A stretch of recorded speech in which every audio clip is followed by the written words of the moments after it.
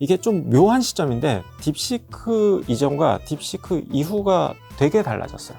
그러니까 딥시크 이전에는 삼성전자가 엄청난 위기로 보였거든요. 딥시크 때문인지 이구환신 때문인지 뭐 이런 부분들이 명확하진 않지만 그 시점 자체는 그 전후로 좀 바뀐다. 삼성전자가 최악은 지나고 있다. 기술력이 개선돼서 뭐 3나노에서 굉장히 잘해서 삼성전자가 좋아지는 게 아니라 묘하게 그냥 운 좋게도 이제 가전이라든지 자율주행이라든지 이런 쪽이 증가하면서 삼성전자도 파운드리 사업에서 살아날 수 있는 기회가 생겨났다.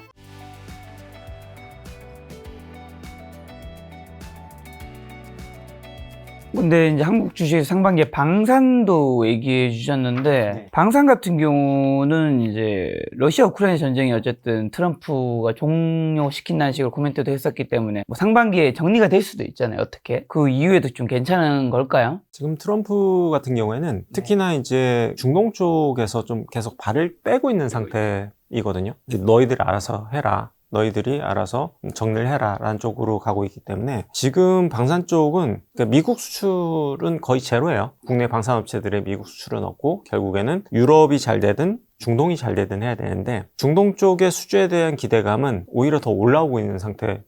그러니까 러시아 우크라이나 전쟁하고 좀 무관한 거죠. 그리고 이제 유럽 쪽에도 이제 트럼프 대통령이 계속 얘기하는 부분이 너희들의 이제 분담금을 좀 높여라. 이제 방산과 관련된 그리고 투자를 계속 너희가 알아서 해라 라는 쪽으로 가고 있기 때문에 유럽 쪽에도 방산 쪽이 굉장히 좋은 상태예요. 그리고 이 전쟁이 끝난다고 하더라도 이 경각심을 준 게 좀 크거든요. 그렇죠. 결국에는 우리는 이제 전쟁이 안 일어날 거라고 다 생각을 했었는데 이게 현실적으로 전쟁이 일어나네? 이런 부분들을 눈으로 확인하게 됐다는 거죠. 그래서 유럽 쪽에서도 방산 투자가 지속적으로 올라오고 있고 그리고 또 한 가지 말씀드릴 수 있는 부분이 예를 들어서 이제 총알 같은 경우에도 거의 다 소진된 상태예요. 그러니까 그걸 다시 채우려고 하면은 뭐 5년이 걸릴지 10년이 걸릴지 모르는 상태이거든요. 그래서 이제 이미 다 포탄부터 해가지고 총알부터 해가지고 다 소진을 한 상태이기 때문에 다시 채워 넣어야 되는 상황이다 라고 봤을 때는 반상 쪽은 이게 끝난 게 아니라 전쟁이 종식된다고 하더라도 추가적인 수주 모멘텀은 여전히 남아있다 이렇게 바라보고 있습니다. 저 이번에 좀 AI도 여쭤보려고 하는데 딥시크 쇼크가 일어난 지도 좀 됐죠. 시간 지났습니다. 딥시크 AI 패권 쟁취할 것이라는 해석 어떻게 보시나요?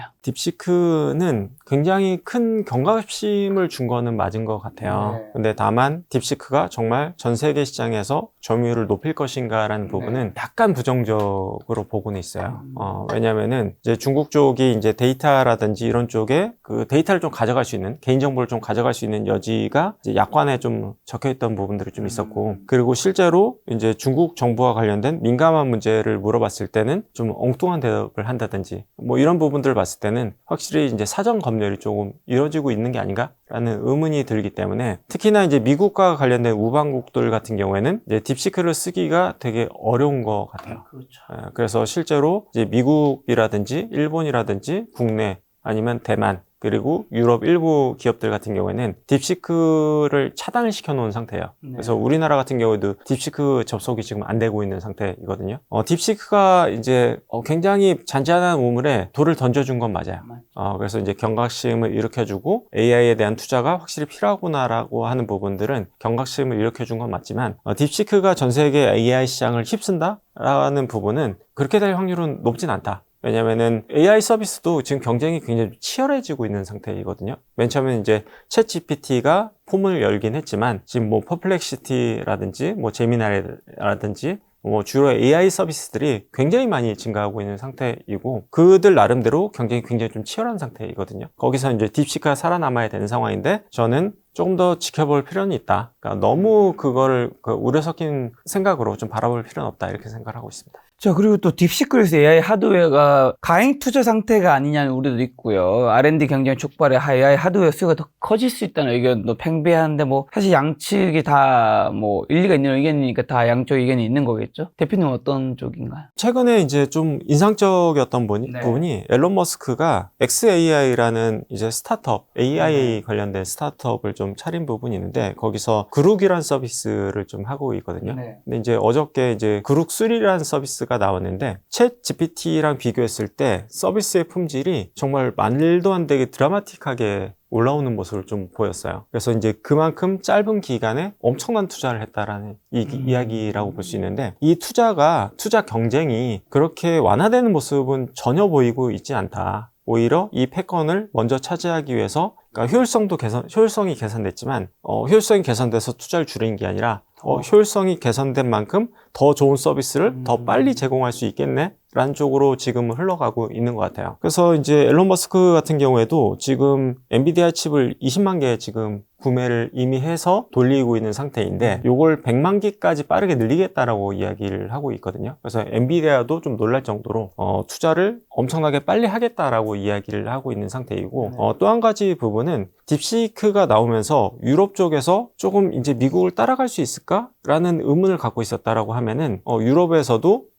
우리도 AI 할 수 있겠구나라는 좀 믿음을 주게 된 것 같아요. 그래서 실제로 유럽 엔비디아 칩 관련된 유통업체들의 코멘트가 나온 부분은 지금 엄청나게 문의가 폭주하고 있다. 지금 다음 주에라도 설치를 해달라고 하는 문의가 되게 빠르게 증가하고 있다라고 이야기를 하고 있거든요. 그래서 오히려 단기적으로는 AI와 관련된 투자를 좀 촉발시키는 그런 이제 계기가 됐다라고 저는 보여진 것 같고요. 그래서 오히려 단기적으로는 투자가 더 빨리 증가할 것 같다. 중장기적으로 봤을 때는 투자에 대한 효율성이 굉장히 빠르게 증가하고 있다는 부분도 확인시켜 준 것 같아요. 그래서 이제 중장기적인 불확실성은 조금 커진 부분은 존재한다. 단기적으로는 긍정적, 장기적으로는 약간 부정적, 이렇게 보는 게 맞을 것 같습니다. 그럼 이 딥시크의 최대 수혜 기업은 어디가 되는 걸까요? 관련된 기업들 중에서 좀 후발주자들한테 좀 기회가 될 것 같아요. 왜냐하면은 기존에 이제 소스를 공개했기 때문에 그 소스를 바탕으로 해가지고 내가 이제 추가적으로 이제 서비스를 개발할 수 있는, 어떻게 보면 좀 초기 개발 시간을 좀 줄어드는 그런 효과를 분명히 냈다라고 보여주고 있거든요. 그래서 후발주자들한테는 분명히 기회가 된 것 같고,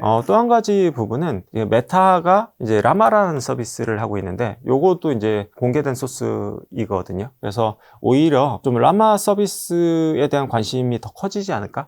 뭐 그런 생각은 좀 드는 것 같습니다. 그리고 메타가 요즘에 광고 매출이 굉장히 좋다면서요. 이제 메타가 이제 AI를 도입을 해서 이제 고객들의 취향을 좀 선택적으로 취합을 해가지고 이제 광고를 했을 때 클릭이라든지 광고에 대한 효율성이 좋다라는 부분을 광고주들한테 좀 눈으로 확인시켜 준 것 같아요. 그러다 보니까 이제 메타한테 광고가 좀 더 쏠리게 됐고, 그리고 광고 단가도 인상할 수가 있게 되겠죠. 그래서 AI를 돌려봤을 때 정말 수익 가치화할 수 있느냐라는 부분에 대한 의문을 메타가 처음으로 확 깨준 것 같아요. 이게 정말 돈이 된다라는 부분을 보여줬고, 실제로 메타의 이제 매출액이나 이익도 엄청나게 증가하는 모습을 좀 보여줬기 때문에 이게 이제 수익 가치화 된다는 부분을 좀 보여줬다는 데서 좀 의미가 있다라고 생각이 듭니다. 자, 최근에 빅데이터 기업 펠런트 상승세가 심상치 않았습니다. AI 사이클 중심 AI 하드웨어에서 AI 소프트웨어로 넘어갔는지랑 관련해서 또 다른 유망 주식은 어디가 될까요? 펠런티어의 상승세 또 계속 될까요? 미국은 좀 싼 주식이 없거든요. 그러니까 다 비싸요. 많이 다 올랐으니까. 이제 싸지 않은 주식들인데, 그러다 보니까 오히려 다 같이 비싸면 그냥 모멘텀이 있고 성장률이 높은 애들이 그냥 더 가는 특성이 있는 것 같아요. 그래서 우리나라 그냥 모멘텀을 많이 본다라고 얘기하지만 미국 주시장은 모멘텀을 더 많이 보는 시장인 것 같아요. 그래서 정말 작은 기업들 같은 경우에도 조금만 모멘텀이 있으면 갑자기 100% 올라버리고 뭐 이런 특성들이 있는데, 미국 시장을 본다고 하면은 확실히 성장 여력이 있는 기업들에 투자해야 된다라고 생각이 들고요. 이런 부분에 대한 투자가 저희도 이제 미국에 투자하다 보니까 좀 고민이 많은 상태인데, 저희가 이제 카테고리를 좀 분리를 했어요. 그래서 이제 성장성 있는 카테고리에 투자를 하되, 어느 카테고리가 정말 거기에 대한 확장성이 크냐를 봤을 때는 저는 이제 세 가지로 카테고리를 좀 나눴던 부분이 있거든요. AI 하드웨어, 그리고 AI 소프트웨어, 그리고 이제 그 밖에 AI와 관련되거나 관련은 없더라도 좀 성장성이 있는 이제 카테고리, 이렇게 세 가지 카테고리로 좀 나눠놨거든요. 그래서 이제 AI 하드웨어에 해당되는 기업들 같은 경우에는 저희는 이제 주문형 반도체에 좀 주목을 하고 있어요. 결국에는 엔비디아가 좀 주도하던 시장을 조금 더 이제 커스터마이징해서 투자를 하게 되지 않을까. 그리고 이제 추론 시장으로 가게 됐을 때는 학습보다는 이제 추론 시장에서는 조금 더 이제 커스터마이징된 반도체가 필요하다고 생각이 되거든요. 그래서 관련된 뭐 팹리스 업체들을 저희가 좀 투자를 많이 하는 편이에요. 관련된 이제 설계를 할 수 있는 업체들, 이제 미국이라든지 뭐 독일이라든지 뭐 대만 쪽에 그런 기업들이 이제 많이 분포되어 있는 부분이 있거든요. 그래서 그런 쪽에서 좀 찾아본다고 하면은 좀 기회가 될 수 있지 않을까 싶고요. AI 관련돼서는 결국에는 이제 효율성이 가장 중요한 화두로 떠오르고 있는 것 같아요. 기존에 이제 투자했던 AI 서버 쪽에서 굉장히 데이터 센터에 엔비디아 칩들이 엄청나게 많을 거잖아요. 근데 이제 데이터 소스가 어느 쪽에 편중이 되거나 바틀렉이 걸리게 되면은 전체적인 서버의 속도가 둔화될 수 있는 부분이 있어요. 그리고 이제 스토리지 측면에서 봤을 때도 특정 스토리지에 좀 몰리게 되면은 적체가 발생하다거나 좀 속도가 느려지거나 할 수 있는 부분들이 있는데, 이런 부분에 대해서 데이터 센터를 가장 효율적으로 관리할 수 있는 소프트웨어 회사들이 좀 몇 개가 있거든요. 그래서 이제 그런 기업들이 굉장히 각광을 받고 있다, 이렇게 봐주시면 될 것 같고요. 그리고 기존의 데이터 이제 학습에서 추론 쪽으로 넘어가고 있기 때문에 이제 추론 쪽과 관련된 효율성을 좀 증가시킬 수 있는 회사들, 관련된 소프트웨어 회사들이 굉장히 좀 유망하다, 이렇게 말씀드릴 수가 있을 것 같고요. 그리고 저희가 또 한 가지 카테고리로 갖고 있는 부분이 뭐 AI 관련된 뭐 의료 기업들이라든지 뭐 AI 관련된 뭐 휴머노이드 로봇에 들어가는 감속기라든지 뭐 이런 쪽을 좀 긍정적으로 보고 있다, 이렇게 말씀드릴 수 있을 것 같습니다. 자, AI 분야는 여전히 좀 핫한데 여전히 삼성전자는 좀 암울합니다. 특히나 증권가의 삼성전자 목표 주가 하향 잇따르고 있던데, 그 이유는 뭐고, 또 일각에서는 삼성전자가 이제 진짜 위기다, 이런 얘기도 나옵니다. 진짜 위기인가요? 1분기까지에 해당되는 이야기인 것 같긴 해요. 그러니까 작년 하반기까지 좀 해당됐던 부분들이 좀 있었고, 그래서 올해 초까지만 하더라도 좀 부정적으로 보이는 부분이 있거든요. 근데 이게 좀 묘한 시점인데, 딥시크 이전과 딥시크 이후가 되게 달라졌어요. 그러니까 딥시크 이전에는 삼성전자가 엄청난 위기로 보였거든요. 이제 딥시크 이후에 그 이구환신하고 되게 좀 묘하게 시점이 좀 겹친 것 같기는 해요. 그러니까 이게 딥시크 때문인지 이구환신 때문인지 뭐 이런 부분들이 명확하진 않지만, 그 시점 자체는 그 전으로 좀 바뀐다. 그 전에는 삼성전자가 위기였던 게 맞다. 다만 그 이후에 바뀐 부분이 이제 AI 쪽이 조금 더 이제 보편화됐다라는 부분들. 그러니까 디바이스 측면에서 뭐 그게 가전이 됐든 스마트폰이 됐든 휴머노이드 로봇이 됐든 자율주행이 됐든 뭐 다양하게 이제 디바이스들이 좀 증가하면서, 예를 들어서 이제 파운드리 같은 경우에는 이제 엔비디아 칩이라든지 퀄컴 칩이라든지 이런 칩들은 조금 더 이제 고도화된 설계 내지는 공정이 필요하거든요. 그래서 우리가 이제 뭐 몇 나노 공정 이렇게 얘기했을 때 이제 3나노 공정이 가장 하이테크 쪽이라고 보면 될 것 같아요. 그래서 퀄컴 칩이나 엔비디아 칩은 3나노에서 이제 생산을 해야 되는데, 범용 제품들, 예를 들어서 10나노 이상 제품들 같은 경우에는 범용적으로 쓰이는 가전 제품이라든지 스마트폰이라든지 이런 쪽에 좀 쓰일 수 있는 부분들이 좀 존재하거든요. 그래서 삼성전자가 가장 좀 어려웠던 부분들, 이제 파운드리 사업이 결국에는 좀 셧다운을 해야 될 정도로 수요가 안 좋았던 부분들이 있는데, 좀 로우테크 제품들이 좀 수요가 증가하면서, 굳이 뭐 이제 엔비디아나 퀄컴이 아니다고 하더라도 삼성전자가 좀 매출을 발생할 수 있는, 파운드리 사업을 통해서 매출을 발생할 수 있는 디바이스들이 좀 증가하고 있는 것 같아요. 특히나 이제 자율주행도 많이 증가하고 있고요. 그러다 보니까 지금 셧다운 했던 것들이 조만간 이제 파운드리 쪽에서 이제 재가동을 예상을 하고 있거든요. 그게 이제 한 두어 달 후쯤에 예상을 하고 있지만, 최대한 가동률을 올리겠다라고 선언을 해놓은 상태예요. 그래서 이제 파운드리 사업에서 엄청나게 적자를 내고 있었고, 가동률이 50% 이하로 떨어졌던 상황인데, 이 가동률이 드라마틱하게 향후에 올라올 것으로 예상이 되고 있는 부분이 있어요. 그래서 삼성전자가 최악은 지나고 있다. 엄청나게 잘해서 기술력이 개선돼서 뭐 3나노에서 굉장히 잘해서 삼성전자가 좋아지는 게 아니라, 묘하게 그냥 운 좋게도 그냥 이제 가전이라든지 자율주행이라든지 이런 쪽이 증가하면서 삼성전자도 파운드리 사업에서 살아날 수 있는 기회가 생겨났다라는 부분에 있어서 기회가 되고 있다라고 말씀드릴 수 있을 것 같고요. 그리고 이제 아까도 잠깐 언급은 했지만, 삼성전자가 HBM이라든지 고성능의 이제 반도체 부분을 엄청나게 못하고 있었어요. 실제로 지금도 못하고 있거든요. 근데 하반기에는 좀 기대할 수 있는 부분들이, 그러니까 레거시 디램, 전통 디램이 좀 좋아지는 사이클로 돌아설 것으로 보이고 있거든요. 근데 레거시 디램의 캐파가 제일 높은 거는 삼성전자예요. 그래서 삼성전자가 고성능 메모리를 잘해서가 아니라, 이건 여전히 못하고 있지만 상황 자체가 묘하게 좀 턴어라운드하고 있는 부분이 존재한다 라고 말씀드릴 수가 있을 것 같고, 마지막으로는 낸드 플래시가 시장 상황이 엄청나게 안 좋거든요.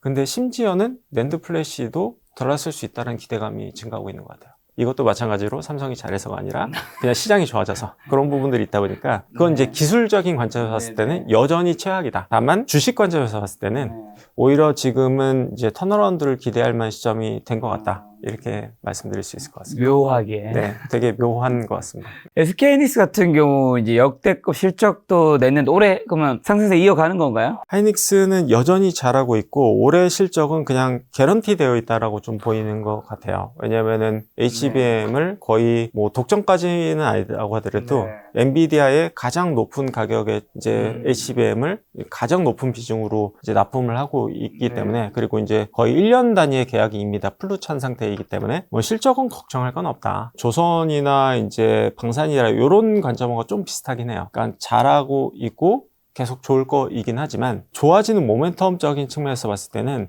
지난해 3분기, 4분기 그리고 이제 올해 초가 가장 아름다운 모습일 것 같기는 해요. 기업 이익의 성장률 측면에서 봤을 때는요. 그래서 이제 기대치로 봤을 때는 그러니까 삼성전자는 못 가고 하이닉스만 갔던 장이 올해 1월 달까지의 장이었고요. 근데 이것도 마찬가지로 딥시크 이후로 삼성전자가 그래도 좀 살아나고 하이닉스가 좀 두각을 받았던 부분들이 조금 둔화될 수 있는 여지는 좀 존재하는 것 같아요. 꼭 삼성전자가 좋다, 하이닉스가 좋다. 라는 부분이 아니라 하이닉스만 좋았던 장은 이제 좀 끝난 것 같긴 하다. 그래서 이제는 선택의 영역으로 좀 접어드는 것 같다. 계속 잘하는 업체에 투자하고 싶다라고 생각한다면 하이닉스, 그리고 좀 나는 턴어라운드 관점에서 좀 바라보고 싶다라고 하면은 삼성전자, 이런 쪽으로 기존의 하이닉스에서 쏠렸던 시선이 조금 분산될 수 있는 부분이 존재하다 보니 좀 주가 모멘텀적인 관점에서 봤을 때는 1월까지 보여줬던 강한 상승은 조금 제한적일 수는 있겠다. 뭐 시장과 같이 따라가 상승은 하겠지만 뭐 차별화된 흐름은 좀 제한적일 수도 있지 않을까라고 생각이 좀 드는 것 같습니다. 자, 딥시크발 충격에 그 SK하이닉스가 주가가 오른 이유이기도 했죠. 엔비디아 저가 매수한 서학개미가 많다고 하던데요. 괜찮은 선택이었을까요? 좀 출렁이었다가 엔비디아도 어느 정도 반등은 하긴 했던데. 단기적으로는 기회가 될 것 같기는 해요.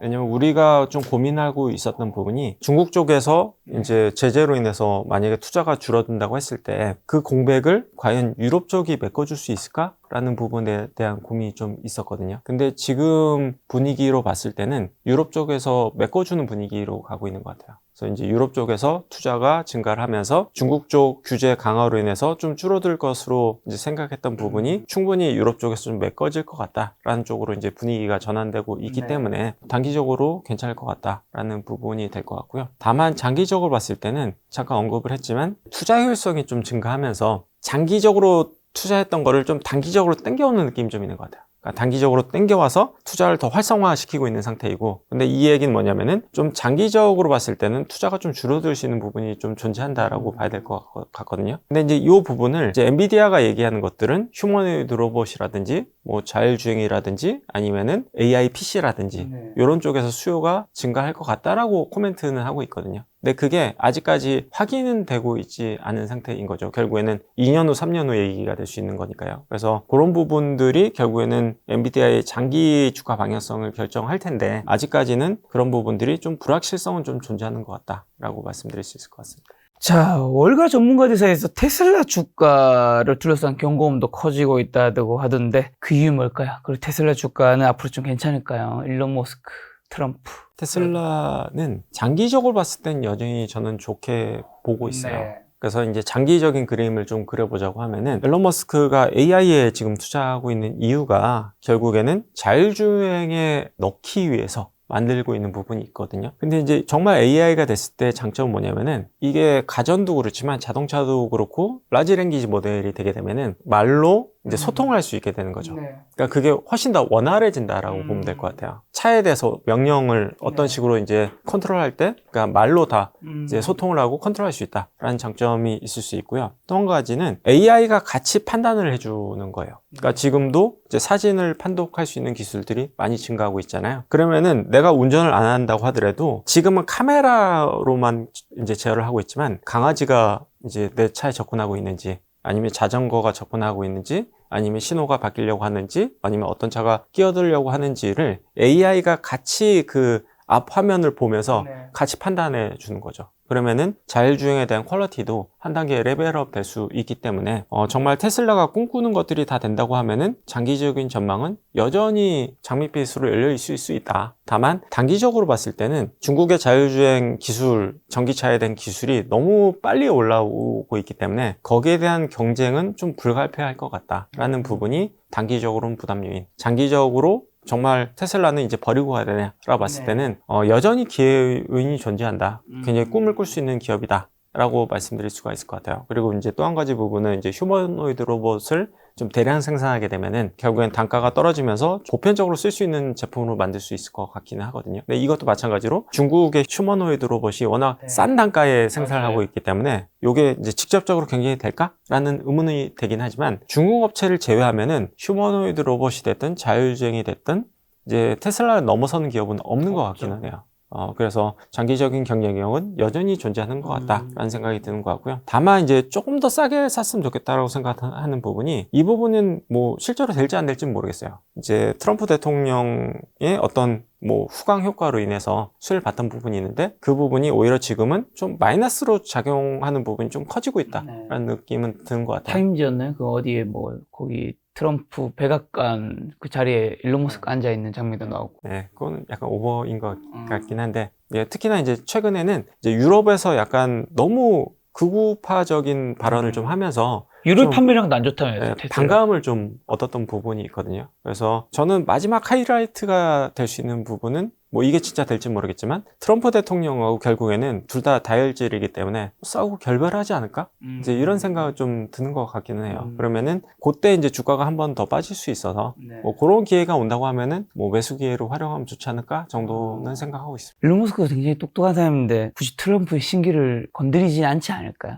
건드리진 않을 것 같은데 왜냐면 트럼프- 잘못하면 자율주행 네. 우주부터 시작해서 다 모든 게 빠그라질 네. 텐데. 근데 트럼프 대통령이 너무 이게 좀 어디로 튈지 모르는 부분들이 좀 있어서 그런 부분에 있어서 뭐 개인적인 생각이긴 한데 좀 불안감은 좀 있지 않나 이런 생각 드는 것 같습니다. 말씀하신 것에 좀 추가적인 질문들 마치 장기적으로는 좋은 것들이 꽤 있지만 단기적으로는 중국 때문에 힘들다는 얘기해 주셨는데 중국 전기차 시장이 차별적 성장이 테슬라에 좀 장기적으로도 위험할 수 있는 게 아닌지랑 중국 승용차 협회에 따른 테슬라 1월 차량 인도가 전년 대비 11.5% 감소했는데 이에 비해 중국이 BYD는 47% 그러니까 시장이 줄어든 거라기보다는 테슬라가 못 팔았다는 의미인 거잖아요. 괜찮은 건가요? 조금 고민스러운 부분은 있는 것 같긴 한데요. 근데 이제 먼저 말씀드릴 수 있는 부분은 중국 시장 내에서 점유율 하락은 너무나 당연한 거라고 저는 생각을 해요. 왜냐면 이제 어떤 기업이든 특히나 이제 자동차 관련된 시장 같은 경우에는 자국 회사들이 어느 정도 페이버를 가져갈 수밖에 없는 부분이 분명히 존재하고요. 그리고 이제 중국 시장의 특성을 감안했을 때 그리고 이제 되게 싸게 잘 만들잖아요, 결국에는. 예를 들어서 이제 애플의 아이폰 점유율도 계속 떨어지고, 우리나라만 봤을 때도 과거에 뭐 현대차라든지 삼성전자의 뭐 스마트폰이라든지 이런 쪽이 맨 처음에 점유율은 높지만 시간이 지날수록 떨어져서 지금은 거의 제로에 수렴한 상태이거든요. 그나마 이제 애플 아이폰이 그나마 잘 버티고 있었던 거죠. 근데 시간이 지나면서 아이폰의 점유율도 계속 떨어지고 있고요. 그리고 테슬라의 점유율도 저는 떨어질 수밖에 없다라고 보고는 있어요. 그게 너무나 자연스러운 현상이고 그거는 받아들여야 되는 부분이다. 저는 그렇게 생각하는 부분이 있고요. 다만 이제 가장 중요한 거는 예를 들어서 유럽 시장에서의 경쟁 뭐 이런 부분이 되게 중요할 것 같아요. 이제 중국차가 아무리 좋다고 하더라도 뭐 예를 들어서 미국에서 잘 팔릴 것 같진 않고요. 우리나라에서 잘 팔릴 것 같진 않아요. 근데 중국 쪽에 이제 편견이 없는 게 유럽 쪽이 좀 편견이 없다 보니까 유럽 쪽의 점유율이 엄청나게 빠르게 증가하고 있는 상태이거든요. 근데 이제 이 점유율을 정말 테슬라의 점유율을 정말 적극적으로 뺏어와서 이제 올라가는 거냐는 조금 해석의 여지는 좀 다를 것 같긴 해요. 그러니까 가장 많이 뺏어오는 거는 그냥 내연 기관차의 점유율을 뺏어오고 있는 부분이 현재로서는 커 보이는 것 같기는 하거든요. 근데 이제 테슬라는 여전히 자율주행 차에서는 이제 중국을 제외했을 때는 가장 그래도 상품성이 있고 좋은 상품을 만들고 있다라고 생각이 되고 있고 내연 기관차들은 여전히 전기차에 있어서는 가성비가 좋은 상품을 못 만들고 있는 상태이거든요. 중국 자동차 회사들이 점유율을 뺏어가는 거는 테슬라 부분도 있을 수 있긴 하지만 내연 기관차의 점유율을 뺏어가는 부분이 크다 보니까 이런 부분들은 좀 분리해서 생각할 필요는 있지 않나 라는 생각이 듭니다. 그럼 이제 지금 미국 빅테크 주식도 많이 여쭤봤는데 지금 가장 괜찮게 보시는 건 어디신가요? 지금 국내 쪽 말씀하신 건가요? 국내는 이제 쪽? 아까 다 말씀해 네, 주셨고 네. 미국 빅테크 중에서는요? 네. 미국 빅테크 중에서는 그래도 메타가 상대적으로 주가가 강한 이유는 저는 있다고 생각을 하거든요. 왜냐면은 이제 빅테크 기업들 중에서 어닝 모멘텀이 제일 세요. 그리고 이제 장기적으로 봤을 때도 AI 에이전트라든지 아니면 아까 말씀드렸던 뭐 라마 서비스라든지 글라스 사업이라든지 이런 쪽에서 그래도 좀 차별화된 경쟁력을 좀 보여주고 있는 것 같기는 해요. 그래서 이제 미국 시장에 투자할 때는 좀 떨어진 걸 산다. 그러니까 떨어질 때 산다라는 개념도 좋을 수 있겠지만 어떻게 보면 좀 잘하고 있는 기업에 그냥 같이 편승해서 같이 따라간다라는 개념에 투자하는 것도 저는 미국 시장에 한해서 말씀드리면 나쁘지 않다라고 생각하고 있기 때문에 빅테크 기업 중에서는 메타가 현재로서는 어닝 모멘텀이 제일 높고 그리고 장기적인 비전에서 봤을 때도 그래도 제일 눈에 보이는 것 같다라는 생각은 드는 것 같습니다. 자, 그리고 또 대표님의 전문 분야이기도 한데 소비자 기업 같은 경우 이런 기업은 언제 사고 언제 팔아야 하는지 투자 포인트 같은 거 좀 알려주신다면요. 우리나라에서도 뭐 삼양식품 같은 것도 소비자 기업 아닌가요? 근데 소비재는 그 히트 상품이 나왔을 때가 제일 좋은 것 같기는 해요. 네. 근데 이제 히트 상품이라는 게 생각보다 되게 안 나와요. 이게 뭐 10년을 따져보면은 2억에 나올까? 뭐 맥스 한 3개 정도로 생각이 되는 것 같아요. 그래서 예를 들면 뭐 과자를 생각하면은 뭐 허니버터칩을 얘기할 수 있겠지만 허니버터칩 이후에 뭐 히트친 과자 없어요. 없죠. 허니버터칩도 거의 한 10년 만에 한 번 나온 히트 상품이었거든요. 그리고 라면에서 나왔던 게 이제 불닭볶음면이었던 거고 의류에서 나왔던 게 FNF의 이제 디스커버리가 이제 중국에서 잘 팔렸던 것들 뭐 이런 부분들을 말씀드릴 수 있을 것 같은데 되게 발견하기가 좀 어렵다. 그리고 되게 희소하게 나온다. 이렇게 이야기 드릴 수 있을 것 같고요. 그래서 소비재 기업들 같은 경우에는 면밀하게 계속 팔로우를 해서 이 히트 상품이 나올 수 있는지를 좀 살펴봐야 된다. 근데 이제 그 적중률이라던가 어떤 그런 빈도수로 봤을 때는 많이 나오진 않는다. 이렇게 이야기 드릴 수 있을 것 같고요. 그리고 이제 그 중에서도 이제 삼양식품이 그래도 굉장히 좀 눈에 띄는 부분은 뭐냐면 의류 같은 경우에는 유행을 타게 되어 있잖아요. 결국에는. 좀 유행이 식을 수 있는 부분도 맞아요. 있고 한데 음식료 같은 경우에는 한번 입맛을 들이게 되면은 좀 꾸준하게 소비하는 경향이 좀 강해요. 그래서 삼양식품의 어떤 그런 히트가 그러니까 단기간에 끝날 거냐라고 보면은 저는 단기간에 끝나지 않는다. 이거는 그냥 계단식 성장이다라고 좀 보고 있는 부분은 있어요. 그래서 뭐 추가적인 뭐 상승 여력을 봤을 때는 삼양식품은 그래도 여전히 좀 좋게 볼 만한 여지가 있지 않을까라고 보여지는 것 같습니다. 소비자 쪽에서 한국의 경기를 볼 때 몇 년 전만 해도 사실 골프가 굉장히 핫했잖아요. 그 다음에 테니스였고 요즘 러닝으로 이제 많이 왔고 지금 겨울이니까 잘 별로 안 하는 건데 골프 산업이 많이 죽었다면서요. 관련 주식들도 분명히 있을 거란 말이죠. 스크린 골프 관련된 회사도 있을 거고 이쪽 편 관련된 주가들은 요즘 어떤 상황인가요? 이게 관련 기업들이 상장 기업들은 또 그렇게 많지는 않아요. 예. 그래서 일부 의류 기업, 정말 골프 의류의 중심으로 하고 있는 회사는 뭐 한두 개 정도 회사 정도이고 말씀하셨던 뭐 골프존 정도 그리고 뭐 크리스 FNC라고 하는 그냥 골프 의류를 만드는 회사 그 정도이고 물론 그런 기업들의 주가가 그렇게 좋지는 않은 것 같기는 해요. 예. 관련된 기업들이 많아야 되는데 소비재에 관련된 기업들이 뭐 엄청 많지는 않다 이렇게 말씀드릴 수 있을 것 같아요. 저 요즘 한국 경제 힘들다. IMF 같은 위기는 아니지만 IMF만큼 자영업자분들이 힘들다는 얘기가 들리고 하는데 앞으로 힘들어진다면 무엇 때문에 좀 무너질 수 있고 위기 징후 무엇이 있고 위기가 오기 전에 우리가 해결해야 될 문제 뭐가 있을까요? 위기라고 하는 부분은 그러니까 아무도 예측하지 못했을 때 위기가 오는 경향이 좀 강하거든요. 그래서 뭐 이게 되면은 무너질 거야 라고 하면은 오히려 그 부분에 대한 좀 경계심이라든지 좀 준비가 되면서 그런 것들이 뭐 현실화 안 되는 경우가 더 많았던 것 같기는 해요. 그러니까 욕심이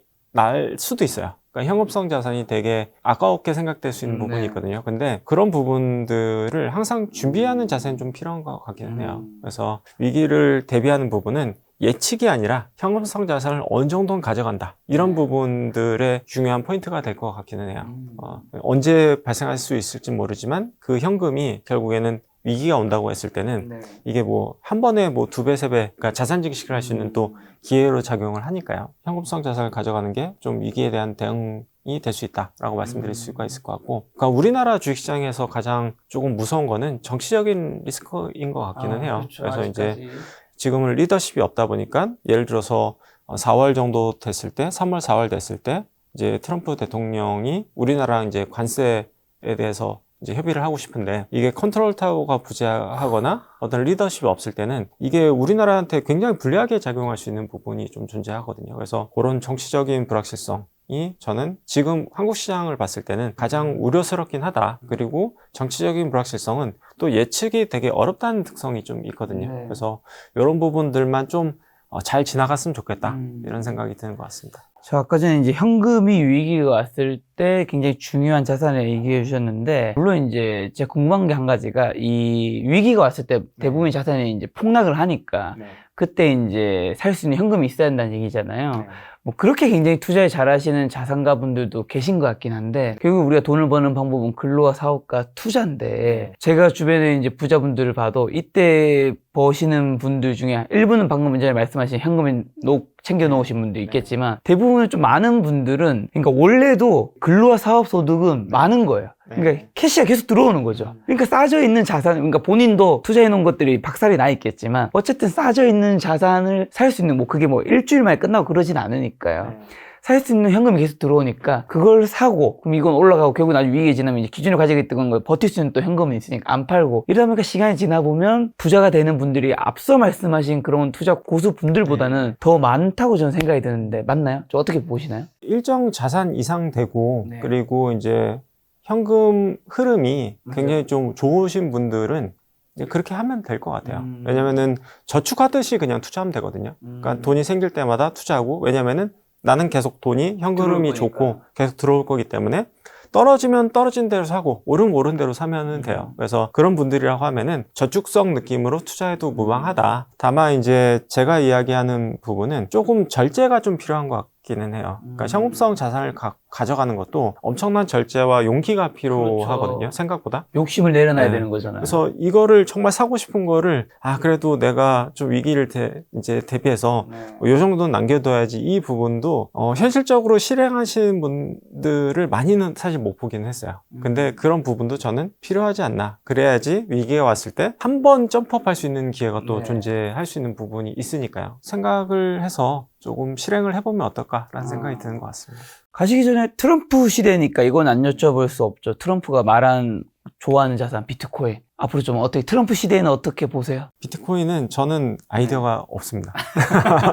그러니까 저는 워낙 주식시장을 좋아하다 보니까 뭐 심지어는 좀 부동산도 별로 안 좋아하거든요. 그러니까 주식 좋아하는 사람들은 그러니까 주식만 좋아하고, 부동산을 좋아하시는 분들은 또 부동산만 좋아하시고, 또 비트코인 하시는 분들은 또 주식시장에 또 관심이 없으세요. 분산되면 좋을 것 같긴 하거든요. 저도 주식을 좋아하긴 하지만 뭐 부동산에도 좀 가져가고, 그리고 비트코인도 가져간다고 하면은 저는 되게 조금 가져갈 것 같기는 해요. 그래서 그런 식으로 좀 분산하는 게 좋을 것 같긴 하다. 그래서 비트코인에 몰빵하는 거는 그래도 저는 좀 제 관점에서, 개인적인 관점에서 봤을 때는 좀 위험하지 않나. 그리고 비트코인으로 정말 큰 돈 버신 분들은 또 그렇게 많이 못 봤어요. 거기 그러니까 워낙 변동성이 크고 단기적으로는 여기서 기회가 있어 보일 수 있을지 몰라도 그거를 같이 판단할 수 있는 부분이 적다 보니까 저는 많은 자산을 넣기엔 좀 위험성이 크다 정도로 말씀드릴 수 있을 것 같아요. 알겠습니다. 저희 시청자분들에게 마지막으로 투자 조언 한마디만 주고 가신다면요? 국내 시장을 희망을 갖고 바라봤으면 좋겠어요. 그러니까 너무 약간 국내 시장은 안 돼, 약간 패배의식을 갖고 계신 분들이 좀 많은 것 같기는 하거든요. 그리고 뭐 국장 뭐 탈출은 뭐 지능순이다 뭐 이런 약간 폄하하는 약간 뭐 그런 부분들은 지양을 하면 좋지 않을까 정도의 생각은 드는 것 같습니다. 알겠습니다. 국장 탈출 지능순이라는 말이 사라지는 2025년이 좀 되었으면 좋겠다는 생각 들었습니다. 오늘 만나요 손님은 일산시장서운영 이건규 대표님이었습니다. 지금까지 여러분 소중한 시간 함께해 주셔서 정말 감사합니다. 오늘도 김 작가였습니다. 고생 많으셨습니다. 네, 감사합니다.